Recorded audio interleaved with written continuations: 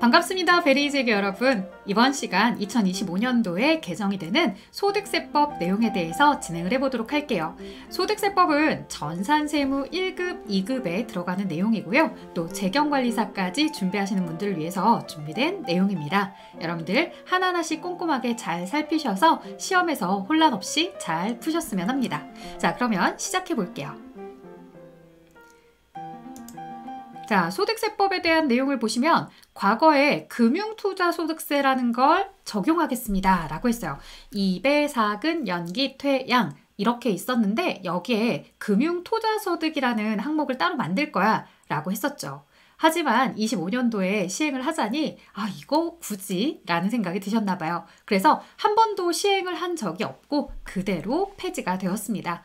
이 내용만 보시고서 과거에 금융투자소득세가 있었어? 이게 폐지가 된 거야? 라고 고민하시는 분들 그렇지 않더라. 아예 시행조차 되지 않았었는데 25년도부터 시행하려다가 안 만들어졌더라 라고 기억하시면 됩니다. 자, 이제 거소기준의 거주자 범위 확대로 넘어갈게요.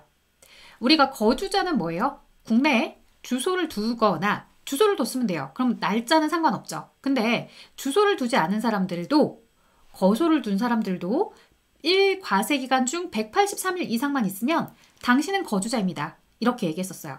그러다 보니 1과세기간이라는 건 1월 1일부터 12월 31일 사이에 183일 이상을 있는 사람에 대해서만 우리가 거주자로 보고 있던 거죠. 자, 그러다 보니까 꼼수를 쓰는 사람이 있습니다. 이 1과세기간이라고 하니 1월 1일부터 12월 31일까지만 183일을 넘기지 않으면 되는 거구나.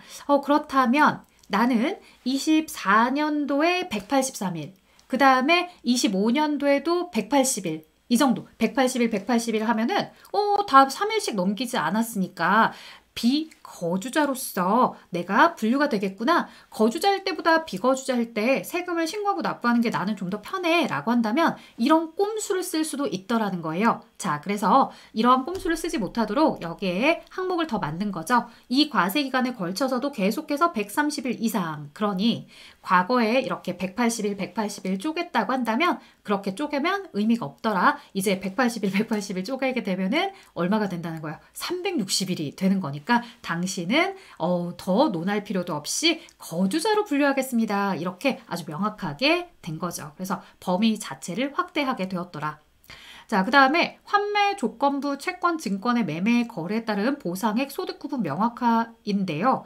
실제로 이걸 가지고서 우리에게 환매 조건부 채권에 대해서 증권에 대해서 매매하는 부분은 금융소득, 이자 배당 소득 쪽으로 보는 거야 라고 그냥 간단하게 이야기를 할 뿐이지 뭐 정확하게 채권 거래는 뭐였고 주식 거래는 뭐였더라 라고 한 적은 없어요. 근데 이 내용을 이제 명확하게 좀 한 거죠. 채권에 대한 보상액은 이자, 채권 사채나 이런 것들, 주식 거래는 배당에 대한 거야 라고 이렇게 명확하게 했다는 얘기입니다. 뭐 특별하게 내용이 바뀌거나 그랬다기보다는 이 환매조건부 채권 증권에 대한 매매 차익을 금융소득으로 보는 건 역시나 똑같아. 다만 이자, 배당으로 조금 세분화시켜서 정확하게 명확화시켰구나 라고 보시면 되는 거죠. 자, 그 다음에 배당 소득의 범위가 확대가 되었다라고 해요. 이제 과거에 의제 배당이다 라고 했을 때 자본금의 감소나 주식의 소각으로 인해서 의제 배당으로 이제 배당이 된 거나 다름이 없습니다 라고 이렇게 배당으로 치부해 버리는 경우들이 있었고, 내국법인으로 받는 이익이나 잉여금에 대해서도 이제 배당이나 분배금으로 보고서 의제 배당이다 라고 한다는데, 여기에 재평가세율 3%의 재평가세율이 적용이 된 재평가 적립금 을 줄이면서 배당으로서 처리가 되는 이런 내용들도 배당소득으로 과세하겠습니다 라는 이야기가 추가가 되었습니다. 그래서 사실 전산세무 1급에서 이런 내용들을 심도 있게 다루는 건 아니기 때문에 전산세무 1급을 준비하는 친구들은 잘 모르실 수도 있고, 재경관리사는 이런 이론적인 부분들 좋아하기 때문에 다시 한번 이런 멘트가 배당소득에 대해서 과세되고 있구나 라고 기억해 주시면 좋겠습니다. 자, 그로스업 대상이 되는 배당소득에서 제외되는 소득 추가가 되었습니다. 자, 우리가요, 그로스업 대상, 이자 소득은 아예 그로스업이라는 걸 고민할 필요가 없었고요. 그 다음에 이 배당 소득 쪽에서도요, 외국 법인으로부터 받는 배당 같은 경우는 대한민국 세율로 법인세가 적용이 된 것이 아니기 때문에 그로스업 대상에서 빠졌죠. 자, 근데 여기서 끝이 아닙니다. 또 뭐가 있었냐면요. 여기 이제 뭐 출자 공동 사업자가 받는 분배금까지가 과거 이제 그로스업 할 필요가 없다라는 고 하는 소득이었다면 추가되었죠. 자, 소득에 법인세 자체가 과세되지 않은 배당.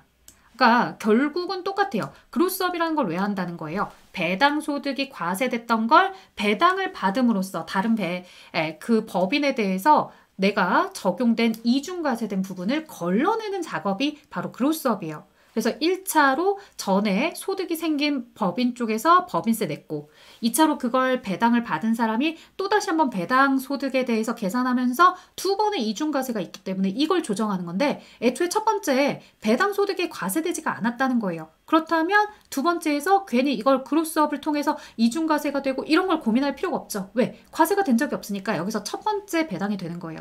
그러니 이런 내용들은 그로스업 적용할 필요가 없어 라고 배제, 제외되는 거죠. 이런 것들이 이제 추가가 되었다는 얘기예요. 그리고 또 여기 보시면 아까 앞에서 봤던 것처럼 의제배당에서 본 것처럼 3%의 재평가세율이 적용된 재평가 적립을 감액해서 받는 배당 같은 거 이런 것들은 실질적인 배당 소득세가 과세되지 않은 소득이기 때문에 뭐 할 필요가 없더라. 그로스업으로서 이중과세된 것으로서 세금을 걸러내는 작업 이런 걸 굳이 할 필요가 없더라 라는 얘기입니다. 자, 사업소득에서 필요경비 불산입 대상 공과금 범위 명확화라고 해서 이제 내용이 나왔는데요. 법령에 따른 의무 불이행 또는 금지, 제한 등에 위반한 제재로서 부과되는 것 이런 것들은 내가 납부했다고 해서 세금과 공과다 뭐 이렇게 처리해도 필요경비로 인정을 받지 못했었던 거죠. 마찬가지 법령에 따른 의무 불이행 또는 금지, 제한 등의 위반을 이유로서 부과되는 것 이렇게 얘기가 되었는데요. 자, 여기에 이제 예시가 하나 들어간다 이거예요. 장애인 고용 부담금 이런 거 납입하고 나서 우리가 필요경비로 넣어보겠다? 안 된다는 거예요. 장애인 고용 부담금이라는 건 뭐냐면 일정하게 장애인을 고용해야 되는 회사가 장애인 고용료를 제로로 하고 그냥 벌금처럼 내가 납부할게. 난 굳이 장애인을 고용하는 것보다는 그냥 나라가 나한테서 돈을 얼마 내라고 했을 때 그 벌금 성격의 그 금액을 내는 게 나는 그게 차라리 낫겠어. 이런 기업들이 있단 말이에요. 그럼 이런 기업들에게 납부한 이런 장애인 고용 부담금 나 이거 나라에 어쨌든 세금처럼 낸 거니까 세금과 공과로 해서 필요경비 인정을 받고 싶어 라고 한다면 나라 입장에서는 그건 안 되지. 너의 의무가 위반된 부분, 불이행한 부분에 대해서 내가 부과한 건데 그걸 납입했다고 그걸 쪼로로 와서 필요경비로 처리해줘. 나 이거 차감해줘. 그래서 소득세 납부를 줄여줘 라고 하는 거 난 그거 인정 못해. 이렇게 해서 장애인 고용 부담금에 대해서 납입한 걸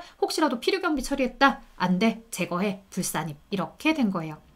자, 그 다음에 임원, 종업원에 대한 할인 금액입니다. 자, 회사의 물건을 판매할 때도요. 임원이든 종업원이든 이 일반적인 고객들에게 판매할 때 가격이랑 동일하게 맞추란 얘기입니다. 지금 보시는 것처럼요. 이런 할인 금액이 있다. 예를 들어 100만 원짜리를 10만 원에 팔아버렸다.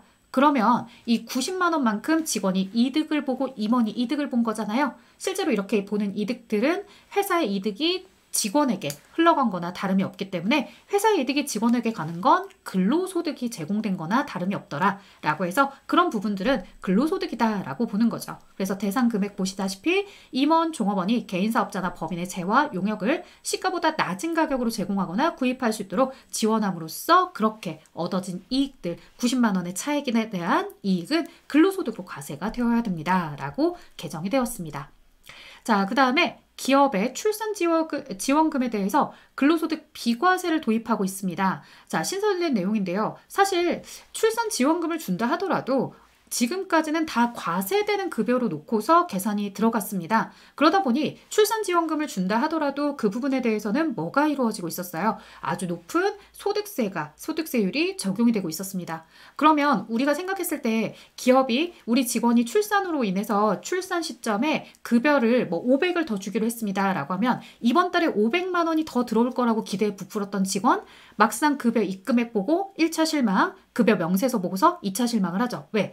늘어난 소득만큼 소득세도 엄청나게 늘어나기 때문에 갑작스럽게 세금에 대한 부담이 많아지니까 회사는 나에게 500을 준다고 했지만 막상 보면 나라가 얻어간 소득세 때문에 실질적 혜택의 액수는 정말 많이 줄어들더라 이거예요. 그래서 나라도 생각을 했죠. 야, 기업이 이렇게 출산을 장려하기 위해서 진행하는 부분이 있다고 한다면 우리도 좀 돕자. 이렇게 출산에 대해서 보시다시피요. 2년 이내, 출생일 이후 2년 이내에 사용자로부터 2회에 걸쳐서 받는 급여에 대해서는 비과세 처리하도록 할 테니 그 부분에 대해서는 혹시라도 회사가 너의 출산을 축하하기 위해서 지급하는 출산 수당이나 이런 것들이 있다면 그거에 대해서는 비과세 처리하고 충분하게 그대로 전액 다 너가 수령할 수 있도록 이렇게 진행해 라고 하는 겁니다. 그래서 소득세 증가를 걱정할 필요 없이 그래도 고스란히 받을 수 있게끔 적용을 한 거고요. 당연히 특수관계가 있는 사람에게 지급하면 안 돼요. 그래서 내가 운영하는 회사에 내 배우자에 대해서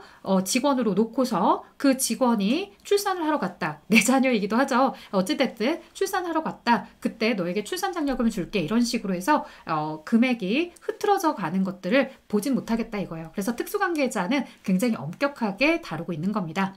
자, 그렇다고 해서 이런 규정이 생겼다고 해서 과거 회사가 6세 이하 자녀에게 주는 수당들 있잖아요. 20만 원씩 주는 그 수당. 20만 원 수당에 대해서는 그러면 또 안 되는 거냐? 아니죠. 20만 원 수당에 대해서는 이 급여의 증가액과 상관없이 별도로 계속해서 비과세 규정을 적용받을 수가 있습니다. 그래서 혹시라도 이번 달에 너 출산 축하금으로 500을 줄게. 그리고 우리는 출생하거나 6세 이하 자녀에 대해서 똑같이 20만 원씩 적용을 하고 있거든. 그래서 너에게 이번 달에 520이 들어갈 거야 라고 한다면 500뿐만 아니라 이 20만 원도 비과세 적용을 그대로 받을 수 있다라는 얘기입니다.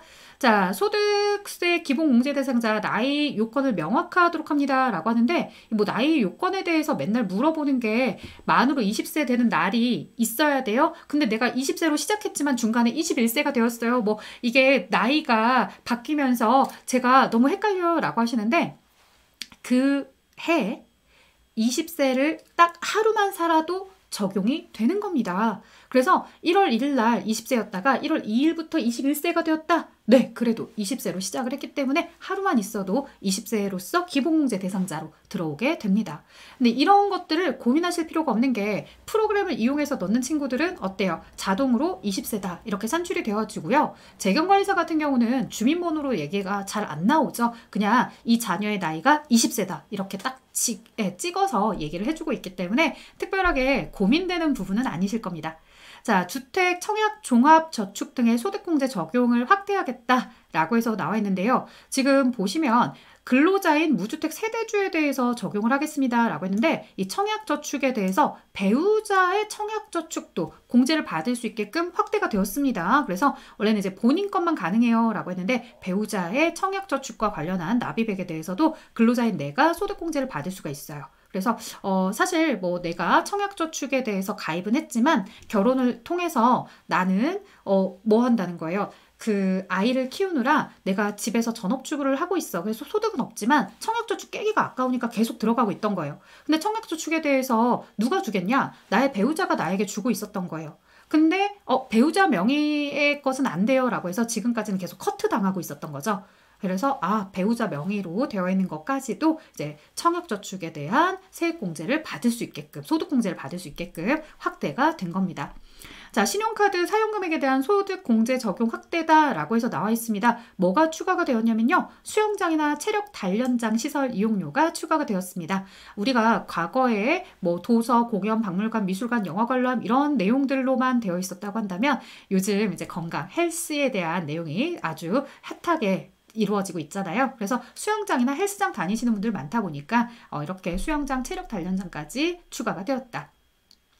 자, 전자세금 계산서 발급 전송에 대한 세액공제입니다. 이건 우리 부가가치세 강의를 들으신 분들 아십니다. 이 부가세법도 마찬가지고 소득세법 계산서에 대한 내용들 한 건당 200원씩 연간 100만 원 한도로 세액공제를 해주던 내용이었는데요. 원래대로라면 24년도 12월 31일까지 끝나야겠지만 경기가 좋아져야 끝내죠. 경기가 여전히 별로예요. 그래서 27년도까지 확대되도록 했습니다. 자, 확대되는 내용을 내가 밑줄 치면서 학습할 필요는 없습니다. 그냥 계속 알던 대로 알고 있으면 되겠구나 라고 넘어가시면 되겠고요. 자, 자녀세액공제 액수가 늘어났습니다.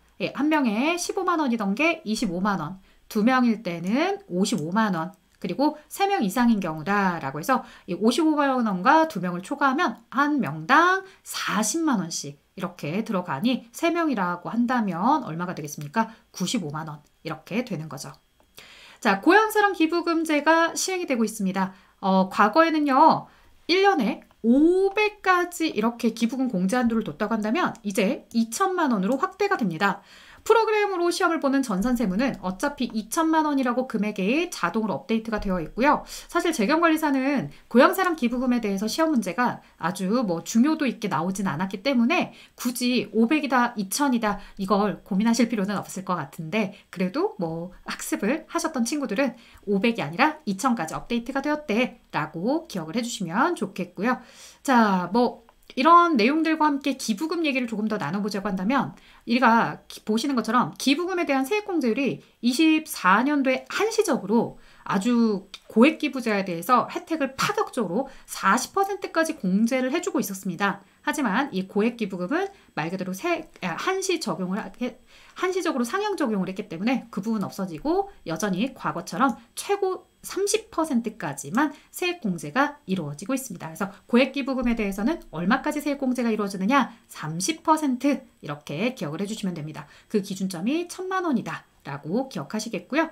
자, 결혼 세액공제라는 게 생겼습니다. 결혼 세액공제. 혼인신고를 한 거주자라면 누구나 이 혼인신고를 한 해에 딱 한 번, 생애 한 번입니다. 재혼 안 되고 그 얘기죠. 자, 딱 한 번 50만 원 해서 24년도부터 26년도 사이에 혼인신고된 부분이 있다면 결혼세액에 대해서 공제를 하겠다. 자, 그리고 이제 혼인에 대한 1세대 1주택 특례 적용 기한을 확대하고 있습니다. 혹시라도 주택의 숫자가 나도 집 있고 너도 집 있는데 우리 결혼 혼인신고 해봐야 괜히 세금만 더 많이 내니까 우리 혼인신고하지 말자라고 생각하는 친구들이 혹시라도 있다면 걱정하지 말아라.